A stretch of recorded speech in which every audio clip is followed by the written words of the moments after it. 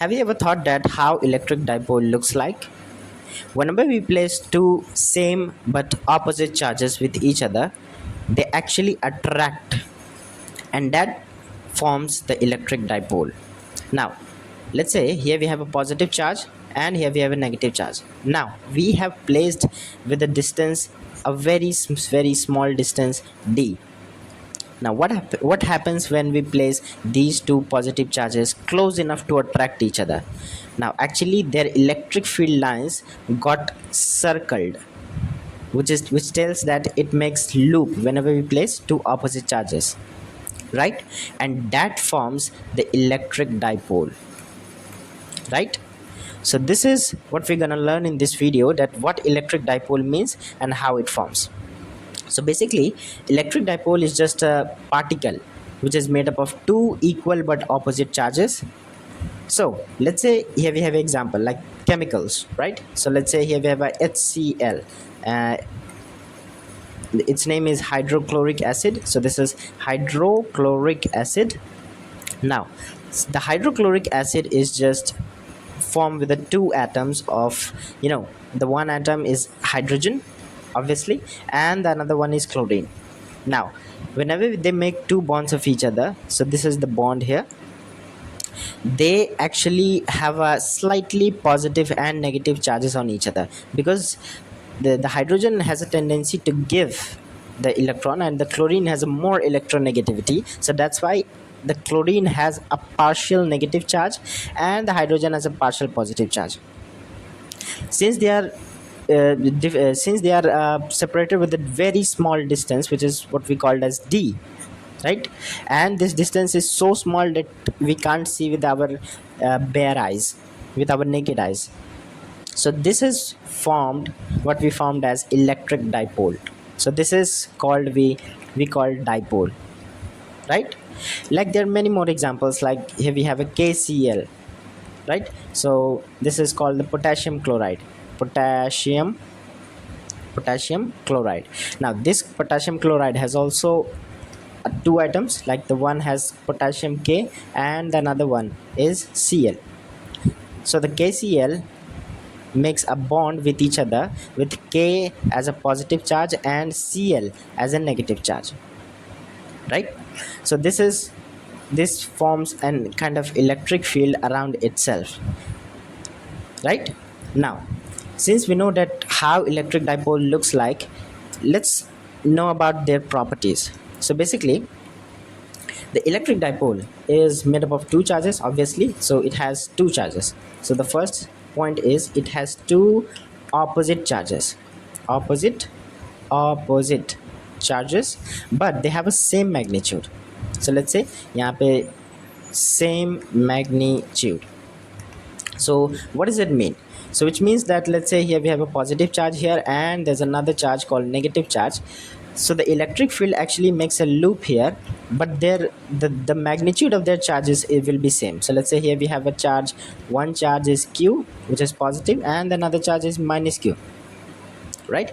But the magnitude would be same. So the positive Q, the magnitude of positive Q would be equal to the magnitude of negative Q.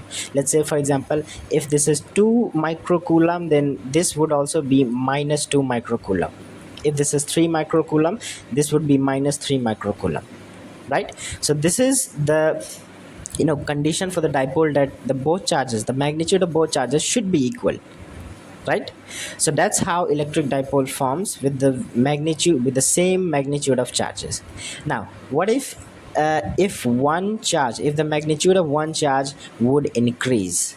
So here is an example for this, that if one charges, the magnitude of one charge is in greater than the other charge. So let's say here we have a positive charge and this positive charge has a value of, let's say, 3 microcoulomb, right? And there's another negative charge which has the magnitude of 2 microcoulomb negative. So what about that? Since the magnitude of positive charge is greater than the second one, so basically here Q1, the positive Q1 has a magnitude greater than the negative Q2, right? So in this case, now since they have separated with a very small distance, right, d, So actually they got attracted with each other, so basically they are like this, positive and negative. Yes, so the distance is very small that we can't see our with our naked eyes, and since this is plus 3 microcoulomb and this one is minus 2 microcoulomb, they actually behave as a net charge of plus 1 microcoulomb. Now, how is this possible? Yeah, just because this is 3 microcoulomb in positive and 2 microcoulomb in negative, so basically they cancel out each other with 2 microcoulomb, and the net charge would be plus microcoulomb, 1 microcoulomb, right? So actually it behaves like a charge, a single point charge of 1 microcoulomb. So this is the result. The resultant charge would be a positive charge, which gives us plus microcoulomb, right? So the behavior of this dipole is equal to the behavior of a plus 1 microcoulomb positive charge, right? So how it happens, like whenever we place two non-opposite charges with each other. So let's say here we have example.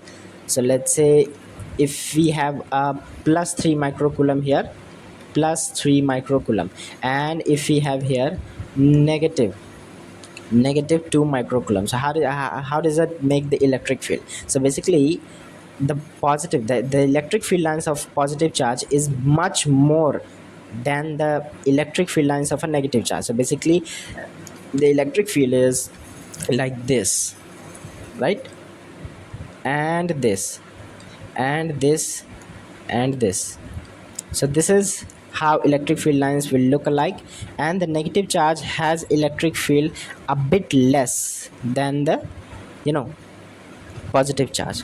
So basically it has more I'm sorry, the electric field lines never intersect with each other, so there are more electric field lines of positive charges than the negative charge, because it has the intensity more than the negative charge.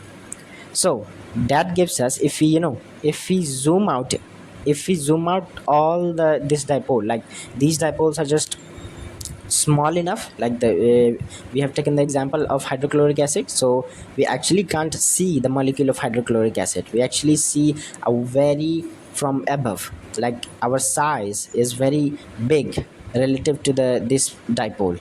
So if we see this dipole in a way, so we actually see a point charge. We actually see a point charge of a positive 1 microcoulomb behaving like a point charge. So this is positive 1 microcoulomb, and this since we know that the positive charge has an emerging electric field, so that's why this dipole behaves as an positive charge of 1 microcoulomb, which has an emerging electric field like this, right? So this behaves like a point charge here, right?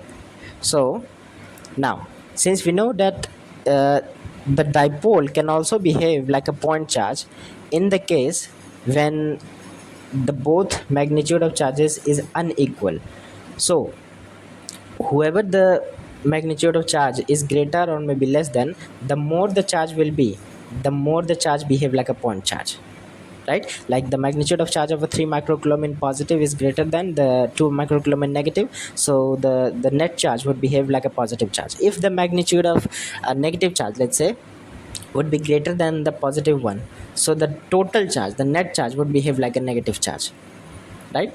Negative point charge. So this is the electric dipole, what looks like, right? And there's one more thing, like about the magnetic axis, or you can say the axis of the dipole. Now in the later videos we will know about the magnetic axis as well. Just like the electric dipole, there is also called the magnetic dipole, and it has its magnetic axis. But in this video we going to talk about electric dipole axis, like the axis of a dipole. So what about the axis of dipole? So let's say axis of dipole, right?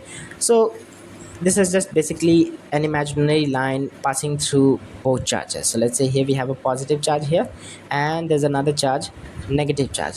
And since we know in the electric dipole both have a same magnitude, both should have the same magnitude of charge, so there's an imaginary line going through these two charges, right, in a linear way, or we can say there's a solid line passing through these charges.